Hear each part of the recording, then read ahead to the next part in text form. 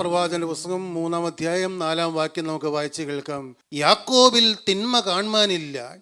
യാക്കോബ് തിന്മയിൽ ആയിരുന്ന കാലമുണ്ട്, പക്ഷേ നൂറ്റാണ്ടുകൾ കഴിഞ്ഞപ്പോൾ ദൈവത്തിൻ്റെ പരിശുദ്ധാത്മാവ് പ്രവാചകന്റെ നാവിലൂടെ പറഞ്ഞു, യാക്കോബിൽ തിന്മ കാണുവാനില്ല എന്ന്. തിന്മ മാത്രമുള്ളതായ മനുഷ്യനെ യേശുക്രിസ്തുവിൻ്റെ കൃപ വന്നങ്ങ് മൂടിക്കഴിയുമ്പോൾ പിശാച് പറയുന്നത് ഇവൻ പാപം ചെയ്ത വ്യക്തിയാണ്, ഇവള് പാപം ചെയ്ത വ്യക്തിയാണ് എന്ന്. പക്ഷേ കർത്താവ് പറയുന്നു, ഇല്ല, അതെല്ലാം കഴുകി കൊടുത്തിരിക്കുന്നു, എല്ലാം മാറിപ്പോയിരിക്കുന്നു. അങ്ങനെ നാം ചിന്തിച്ച് വന്നപ്പോഴാണ് യെഹെസ്കേൽ പ്രവാചകന്റെ പുസ്തകം 16-ാം അധ്യായത്തിൽ പ്രവാചകൻ പറഞ്ഞു, ഞാൻ നിന്റെ സമീപത്തൂടി കടന്നു പോയപ്പോൾ ഇതാ നീ രക്തത്തിൽ കിടന്ന് ഉരുളുന്നത് ഞാൻ കണ്ടു എന്ന്. എന്നാൽ ഞാൻ നിന്നെ വിചിത്ര വസ്ത്രം അണിയിച്ചു, ഞാൻ നിന്നെ കഴുകി കുളിപ്പിച്ച് നിൻ്റെ മേൽ വിചിത്ര വസ്ത്രം അണിയിച്ചു. ഇത് പറയുമ്പോൾ എനിക്കെൻ്റെ ഉള്ളിൽ ദൈവത്തോട് നന്ദിയുണ്ട്. ഞാൻ ഏതാനും വാക്കുകൾ പറയാൻ എഴുന്നേറ്റ് നിൽക്കുന്നത് എന്തുകൊണ്ടാണ്? ഞാൻ ഇവിടുന്ന് അധികം ദൂരമല്ല ദേശത്ത് ഒരു നായര കുടുംബത്തിൽ എൻ്റെ 22-ാമത്തെ വയസ്സിൽ യേശുക്രിസ്തു എൻ്റെ അരികിലൂടെ കടന്നു വരുമ്പോൾ ഒരു മണ്ണിട്ട റോഡിൽ കാതിൽ മച്ചിങ്ങ കുണുക്കിട്ട് പുകവലിച്ച് കയ്യിൽ ബീഡിയും വായിൽ മുറുക്കാനുമായി ചീട്ട് കളിച്ചിരുന്ന ഒരു ചെറുപ്പക്കാരനായിരുന്നു. എന്നാൽ അന്ന് എൻ്റെ 2 സഹോദരിമാർ ക്രിസ്തുവിൻ്റെ വഴിയിലേക്ക് വന്നപ്പോൾ എനിക്ക് ഏറ്റവും ദേഷ്യവും അറപ്പുമായിരുന്നു. എന്നാൽ 22-ാമത്തെ എൻ്റെ നല്ല പ്രായത്തിൽ എൻ്റെ ദൈവത്തിന് സ്തോത്രം, ജീവനുള്ള ദൈവത്തിൻ്റെ സ്വർഗീയ കാര്യപരിപാടിയിൽ കർത്താവ് എന്നെ കടന്നു പിടിച്ചു. അവൻ എന്നെ വിചിത്ര വസ്ത്രം അണിയിച്ചു. എൻ്റെ വീട്ടിലേക്ക് എൻ്റെ അച്ഛൻ എൻ്റെ 16-ാമത്തെ വയസ്സിൽ ആത്മഹത്യ ചെയ്തു. എൻ്റെ അമ്മയെ എനിക്ക് ഭയമുണ്ടായിരുന്നില്ല. ഞാൻ 16-ാമത്തെ വയസ്സ് മുതൽ 22-ാമത്തെ വയസ്സ് വരെ എൻ്റെ വീട്ടിലെ മുറിയിലിരുന്ന് ബീഡി വലിക്കുന്നവനായിരുന്നു. എൻ്റെ മുറിക്ക് ബീഡിയുടെ മണമായിരുന്നു, എൻ്റെ പുസ്തകങ്ങൾക്ക് ബീഡിയുടെ മണമായിരുന്നു, എൻ്റെ വസ്ത്രത്തിന് ബീഡിയുടെ മണമായിരുന്നു. ഞാനെന്ന് പറയുന്ന മനുഷ്യന് ഒരു അശുദ്ധിയുടെ മണമായിരുന്നു, ഒരു അഴുക്കിൻ്റെ മണമായിരുന്നു. പ്രിയരെ, എൻ്റെ ഹൃദയം കഠിനപ്പെട്ടിരുന്നു, കല്ലുപോലെ ഇരുന്നു. എനിക്ക് അതെല്ലാം ഓർക്കുമ്പോൾ എനിക്ക് എൻ്റെ ദൈവത്തോട് നന്ദിയുണ്ട്. കാരണം ഇന്ന് ഞാൻ അറിയുന്നു, അനുഭവിക്കുന്നു. ഞാൻ വലിയ കരുണയുള്ളവനാണെന്നൊന്നും അല്ല പറയുന്നത്, പക്ഷേ യേശുവിൻ്റെ സ്നേഹത്തിൻ്റെ കോടാനുകോടിയിൽ ഒരംശം എൻ്റെ ഈ കൊച്ചു ഹൃദയത്തിലേക്ക് ക്രിസ്തു നിക്ഷേപിച്ചു തന്നതുകൊണ്ട് എനിക്ക് ഇന്ന് ചില കരുണ, എനിക്ക് പലരോടും കരുണ തോന്നുന്നു. പ്രിയരെ, എൻ്റെ ഹൃദയം പലപ്പോഴും തകർന്നിരിക്കുന്നു, എൻ്റെ കണ്ണുകൾ പലപ്പോഴും നനഞ്ഞിരിക്കുന്നു. പ്രിയരെ, എന്നും ഒരു നനവുള്ള കണ്ണുനീര്, ഒരു അഹങ്കാര ഭാവമില്ല, ഒരു അവകാശവാദങ്ങളില്ല, ഒന്നുമില്ല, എന്നും താഴ്ന്നതായൊരു ഹൃദയം. പക്ഷേ ഞാൻ അങ്ങനെയായിരുന്നില്ല. എന്നാൽ എന്നെ അങ്ങനെയാക്കി തീർത്തത് യേശുക്രിസ്തുവിൻ്റെ മാറ്റമില്ലാത്ത വചനമാണ്. വീണ്ടും നാം ചിന്തിച്ചു വന്നു. യെശയ്യാ പ്രവാചകന്റെ പുസ്തകം 52-ാം അധ്യായം 1-ാം വാക്യം മുതൽ വായിക്കുമ്പോൾ അവിടെ കഴുത്തിൽ ബന്ധനവുമായിരിക്കുന്ന ഇസ്രായേൽ പുത്രിയോട് ദൈവത്തിൻ്റെ ആത്മാവ് പറയുകയാണ്, നീ എഴുന്നേൽക്കുക, നീ നിൻ്റെ അലങ്കാര വസ്ത്രം ധരിച്ചു കൊള്ളുക. ഒരു അലങ്കാര വസ്ത്രം അണിയിക്കുന്ന ഒരു ദൈവമുണ്ട്. പ്രിയപ്പെട്ടവരെ, ബ്യൂട്ടിഫുൾ ക്ലോത്ത് എന്താണ് ഇംഗ്ലീഷിൽ? 45-ാം സങ്കീർത്തനം മുഴുവൻ ആ വസ്ത്രത്തെക്കുറിച്ചാണ് വിവരിക്കുന്നത്. അലങ്കാര വസ്ത്രം.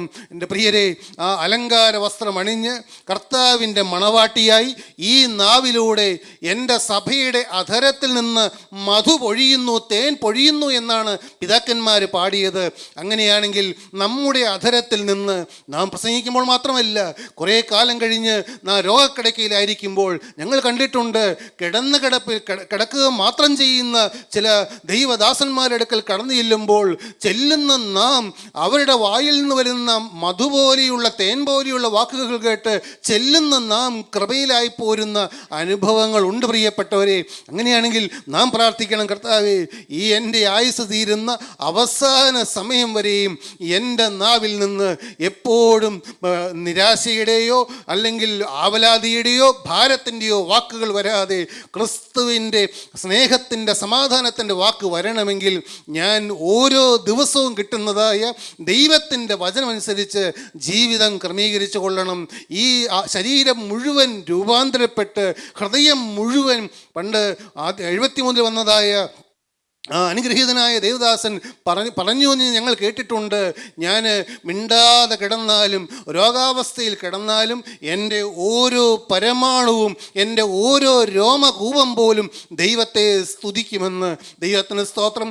നാം ആഗ്രഹിക്കണം, കർത്താവേ, പ്രസംഗവേദിയിലോ സാക്ഷ്യവേദിയിലോ ബൈബിൾ ക്ലാസ് വേദികളിലോ നിൽക്കുന്ന ഞാൻ, എൻ്റെ അവസാന പരീക്ഷ എന്ന് പറയുന്നത് എൻ്റെ മരണക്കിടക്കയായിരിക്കും. പ്രിയരെ, എൻ്റെ അവസാന നാളുകളായിരിക്കും. ആ പരീക്ഷയിൽ ഞാൻ തോറ്റുപോയാൽ എല്ലാം നഷ്ടമായി പോകും. കർത്താവേ, എന്നെ അലങ്കാര വസ്ത്രം ധരിപ്പിക്കണമേ. 3-ാം അധ്യായം 4-ാം വാക്യം പെട്ടെന്ന് നമുക്ക് വായിച്ചു കേൾക്കാം. അവൻ തൻ്റെ മുമ്പിൽ നിൽക്കുന്നവരോട് മുഷിഞ്ഞ വസ്ത്രം അവങ്കൽ നിന്ന് നീക്കിക്കളവിനെന്ന് കൽപ്പിച്ചു. മുഷിഞ്ഞ വസ്ത്രം അവങ്കൽ നിന്ന് നീക്കിക്കളവിന്ന് കൽപ്പിച്ചു.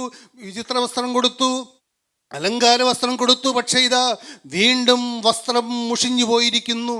കുറ്റവാളിയെപ്പോലെ യോശുവ എന്ന മഹാപുരോഹിതൻ ദൈവസന്നിധിയിൽ നിൽക്കുകയാണ്. നിങ്ങൾക്ക് തോന്നിയോ? ഞങ്ങൾക്ക് ഇവിടെ ഇരുന്നപ്പോൾ തോന്നി, കർത്താവേ, നിന്റെ മുമ്പാകെ ദൈവസന്നിധി നിൽക്കുമ്പോൾ കുറ്റവാളിയെപ്പോലെയാണ് ഞാൻ നിൽക്കുന്നത്. കർത്താവേ, ഏതെല്ലാം കാര്യങ്ങൾ വസ്ത്രം മുഷിഞ്ഞിരിക്കുന്നു, ഈ വസ്ത്രത്തിൽ മുഷിവുകൾ പറ്റിയിരിക്കുന്നു. മുഷിഞ്ഞ വസ്ത്രം ധരിച്ച് നിൽക്കുകയായിരുന്നു. പിന്നെ അവനോട്, ഞാൻ നിന്റെ അകൃത്യം നിന്നിൽ നിന്ന് പോക്കിയിരിക്കുന്നു. എന്നാൽ ഉടനെ സ്വർഗത്തിൽ നിന്ന് കൽപ്പന വന്നു, ഞാൻ നിന്റെ അകൃത്യം നിന്നിൽ നിന്ന് പോക്കിയിരിക്കുന്നു. പിശാച് അവിടെ വാദിച്ചുകൊണ്ട് നിൽക്കുമ്പോൾ, ഈ ദാനിയേലിന് എതിരായി പിശാച് വാദിച്ചുകൊണ്ട് നിൽക്കുമ്പോൾ, അഖിലാണ്ടത്തിൻ്റെ ഉടയവൻ, ജയമുള്ള ശ്രീബ കയ്യിലുള്ളവൻ, തൻ്റെ രക്തത്താൽ തൻ്റെ മരണത്താൽ പിശാചിൻ്റെ അധികാരത്തെ നീക്കിയവൻ, ജീവനുള്ള ദൈവം പിശാചിനോട് കൽപ്പിച്ചു, അവനോട് ഭർസിച്ചു മാറ്റിയിട്ട് പറഞ്ഞു, ഇവൻ്റെ അകൃത്യം ഞാൻ ഇവനിൽ നിന്ന് നീക്കിയിരിക്കുന്നു. നിന്നെ ഉത്സവവസ്ത്രം ധരിപ്പിക്കും എന്ന് അരുളി ചെയ്തു. നിന്നെ ഉത്സവ വസ്ത്രം ധരിപ്പിക്കുമെന്ന് അരുളി ചെയ്തു. ഒരു ഉത്സവം ലഭിക്കുമെന്ന് ഞാൻ മാനസാന്തരപ്പെട്ട കാലത്ത് കാണാതെ പഠിച്ചൊരു വാക്യമുണ്ട്. 42-ാം സങ്കീർത്തനത്തിലെ വാക്യമാണ്. ഉത്സവം ആചരിക്കുന്ന പുരുഷാരത്തിൻ്റെ സന്തോഷവും സ്തോത്രവുമായ സ്വരത്തോടുകൂടെ ദൈവാലയത്തിലേക്ക് ചെന്നതോർത്ത് എൻ്റെ ഉള്ളം എന്നിൽ പകരുന്നു. എൻ്റെ ആത്മാവേ, നീ വിഷാദിച്ചുള്ളിൽ ഞരങ്ങുന്നതെന്ത്? ദൈവത്തിൽ പ്രത്യാശ വയ്ക്കുക. അവൻ എൻ്റെ മുഖപ്രകാശ രക്ഷയും എൻ്റെ ദൈവമാകുന്നുവെന്ന് ഞാൻ ഇനിയും അവനെ സ്തുതിക്കും. സ്തോത്രം. നിങ്ങൾക്ക് ഉത്സവത്തോടെ സ്തുതിക്കാൻ സാധിക്കും. കർത്താവ് പുറപ്പാട് പുസ്തകത്തിൽ ഫറവോ രാജാവിനോട് മോശയുടെ നാവിലൂടെ പറഞ്ഞു, എൻ്റെ മരുഭൂമിയിൽ ഉത്സവം കഴിക്കേണ്ടതിന് എൻ്റെ ജനത്തെ വിട്ടയക്കുക എന്ന്. തൃക്കാരിയൂർ ഞങ്ങളുടെ അന്നത്തെ അമ്പലത്തിൽ 10 ദിവസത്തെ ഉത്സവമായിരുന്നു. ദേശം മുഴുവൻ ഉത്സവം ആചരിക്കുമ്പോൾ എൻ്റെ വീട്ടിൽ എൻ്റെ അച്ഛൻ മദ്യപിച്ചു വന്ന് ഉണ്ടാക്കിയ ആഹാരം പോലും കഴിക്കാതെ മദ്യപിച്ച് റോഡിൽ കിടക്കുന്ന അമ്മയെ തല്ലുന്ന കാലങ്ങൾ ഞങ്ങൾക്കുണ്ടായിട്ടുണ്ട്. പ്രിയപ്പെട്ടവരെ, ദേശത്ത് ഉത്സവം നടക്കുന്നു. ഈ കൂട്ടായ്മയിൽ ഇപ്പോൾ ദൈവത്തിൻ്റെ ആത്മാവ് വ്യാപരിച്ചുകൊണ്ടിരിക്കുന്നു. ഞാൻ എൻ്റെ വാക്കുകൾ നിർത്തുകയാണ്. ദൈവത്തിന് സ്തോത്രം. ഇന്ന് ഉത്സവം ലഭിക്കുന്നതായ ദിവസമാണ്. കർത്താവിന് സ്തോത്രം. എങ്ങനെയാണ് ഉത്സവം ലഭിക്കുന്നത്? പെട്ടെന്ന് വിസ ശരിയാവുക, പെട്ടെന്ന് രോഗം മാറുകയല്ല, പെട്ടെന്ന് പ്രശ്നം മാറുകയല്ല. പ്രശ്ന സങ്കീർണമായ വിഷയങ്ങളിൽ തന്നെത്താനെ യേശുവിൻ്റെ പാദപീഠത്തിൽ പോയിരുന്ന് അവൻ്റെ മുറിവേറ്റ പാദപീഠം ചുംബിക്കുമ്പോൾ സ്വർഗം താഴേക്ക് ഇറങ്ങി വരുന്നതാണ് ഉത്സവം അഥവാ ആരാധന എന്ന് പറയുന്നത്. ICUയിൽ ഞാൻ ബ്ലോക്ക് വന്നപ്പോൾ ഈ നെഞ്ചത്തെല്ലാം ട്യൂബ് പിടിപ്പിച്ച് കിടക്കുന്നു. എനിക്ക് ഭാര്യയെ കാണാൻ ആഗ്രഹമുണ്ട്, കുടുംബത്തിലുള്ളവരെ കാണാൻ ആഗ്രഹമുണ്ട്, ആരെയും കാണാൻ പറ്റുന്നില്ല. പക്ഷെ ആശുപത്രി മുറിയിലേക്ക് ഇറങ്ങി വരുന്ന ഞാൻ എൻ്റെ 22-ാമത്തെ വയസ്സിൽ അപ്പാ എന്ന് വിളിച്ചു തുടങ്ങിയ എൻ്റെ നല്ല ദൈവം എന്നെ ഇന്നുവരെയും എൻ്റെ കുടുംബത്തെ ഇന്നുവരെയും ഞങ്ങൾ മുഴുവനായി അനുഗ്രഹീതമായി ഉത്സവത്തോടെ നടത്തുന്ന പ്രതിസന്ധികളുടെ മധ്യത്തിൽ, പ്രശ്നങ്ങളുടെ മധ്യത്തിൽ, രോഗങ്ങളുടെ മധ്യത്തിൽ ഉത്സവം തരുന്ന ഒരു ദൈവമുണ്ട്. അത് ആരാധനയാണ്. വിടുതൽ ലഭിക്കുമ്പോൾ ആരാധനയാണ്. കർത്താവേ, ബന്ധനമഴിയും കെട്ടുകളഴിയും ആരാധനയെങ്കിൽ, രോഗം മാറും, ക്ഷീണം മാറും ആരാധനയെങ്കിൽ.